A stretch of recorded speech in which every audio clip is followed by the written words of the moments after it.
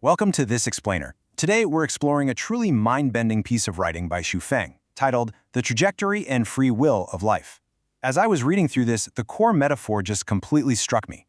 I want you to imagine, for a second, that the entire universe is one giant holographic stage play. Every single event unfolding in human society, it's just a tiny episode in this massive cosmic theater. And you, me, everyone around us, we're simply actors, stepping onto the stage, acting out scenes in strict accordance with a script that was finalized long before we ever even arrived. It's a pretty wild metaphor, and it really challenges everything we think we know about our own independence. But of course, that immediately brings up a central, really pressing question. Since our life trajectory is entirely predestined, do we actually have free will? I mean, it's the ultimate existential paradox, right? If the script is already written and just handed to us, what choices are we genuinely making? Well, that is exactly the mystery we're going to unpack today through the lens of this unique philosophy. All right, let's jump right into this with Section 1, the Universal Playbook. To really define this unchangeable script, the author makes this fascinating comparison. Think about the stars in the night sky. There are vastly more stars up there than people down here on Earth. Yet every single star floats along its own determined orbit. It doesn't choose its path, it just follows an inescapable, predetermined trajectory. And the text argues that people on Earth are exactly the same. We follow an inescapable course, from birth to growth to aging and ultimately to death. In a holographic universe, we are bound by our orbits just as strictly as those stars.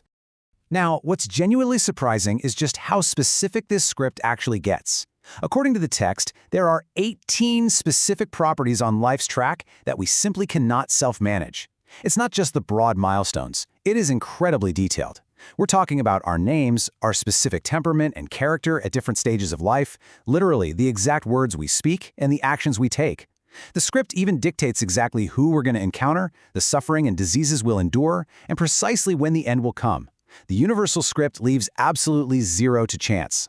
And that naturally brings us to Section 2, the free will paradox. So if everything down to the very words coming out of our mouths is already written, where exactly does our own agency fit in? Well, the author completely flips our typical understanding of free will on its head. Normally, we think of free will as this wonderful gift, right? Like the key to our liberation. But here, the author defines free will as the exact cause of our hesitation, trouble, agony, fear, and sadness. Why? Because our free will is constantly conflicting with our predetermined script. In this philosophy, free will isn't the key to freedom. It's actually seen as the ultimate source of human suffering whenever it tries to fight against the cosmic plot. Let's look at how this agonizing friction plays out in the real world. Say the script casts you to play a mouse, but your free will desperately wants to be an elephant. The universe arranges for you to live in a simple thatched cottage, but your free will absolutely demands a 5-star hotel. The cosmos needs you to grow vegetables, but you want to build a spaceship. The profound psychological agony we feel in life comes directly from this mismatch, that intense friction between what we desperately want to do and what the cosmos has actually cast us to do. Moving on to Section 3, the illusion of effort. Now, I know exactly what you might be thinking. If the script is totally locked in, why do we even bother trying? It's completely natural to ask, since everything is predestined, what is the value and meaning of struggling and making efforts? If I can't actually change the script, why do I feel this intense, burning drive to work hard, to fight, and to strive for a better life? Let's see how the source material handles this one. The author's answer to this is pretty wild. They argue that our so-called effort isn't really a free choice at all. Your struggle is forced by the non-material structure of your life. The text explains that your inherent character, combined with the circumstances surrounding you, literally prompts you to act. You don't struggle because you freely woke up and decided to. You struggle because your programmed temperament and your immediate environment absolutely force your hand. Which leads us to a rather humbling quote straight from the text. Many things are not in charge of our hands in this world. Take a second to just let that sink in. It really highlights the profound lack of control we have over our own so-called struggles. In this view, we're simply following the prompts of our internal character coding. Let's shift gears for Section 4, heaven, hell, and roles. If all our earthly actions are just a script playing out, how does this affect our ultimate destination?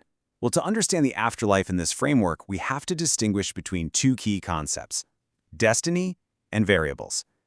Destiny is the plot of the universe's play. It is established, it's unchangeable, and it is fixed. However, the variables are the actors themselves. Who plays which character, that is a variable. According to the text, if you play your currently assigned role exceptionally well, you earn the right to continually play roles that are closer to your own free will in the future, perhaps even earning a role in heaven. To explain just how absolute this rule actually is, the source text provides a real extreme stress test. The text argues that the cosmos does not judge the morality of the role itself, whether you're cast as an emperor, a thief, or even an extreme dictator like Adolf Hitler. From our human perspective, obviously we judge the role. But from the perspective of the cosmic script, you are only judged on your execution. Did you play the role entirely free from ego, or were you ego-driven? According to the text, your execution, and definitely not the role itself, is what strictly dictates your final destination of heaven or hell. And this brings us to a core concept drawn from Buddhist teachings mentioned in the text: self-persistence, or ego. The author identifies this as the absolute biggest obstacle to reaching the Elysium world, or heaven. Self-persistence basically means insisting on your personal ideas, always needing to be right, and fundamentally refusing to accept the arranged plot. When an actor lets their ego get in the way, they become a bad actor, constantly clashing with the universal director. All right, final stretch. Section 5. Mastering your cosmic role.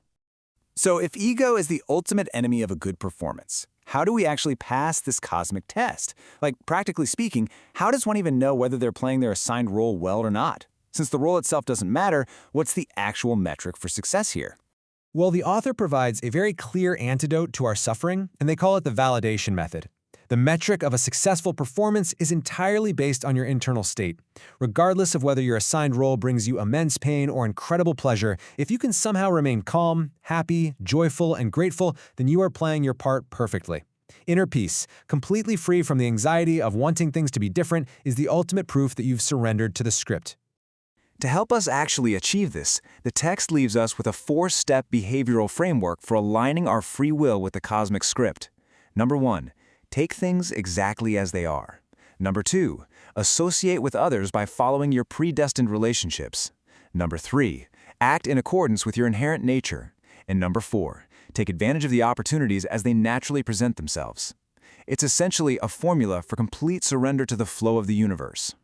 As we wrap up this explainer, I want to leave you with a provocative thought based on everything we've just unpacked from Xufeng's writings.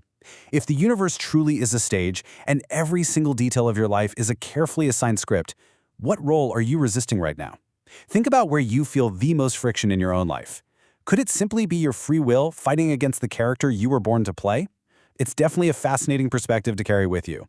Thank you so much for joining me on this deep dive, and keep questioning the script.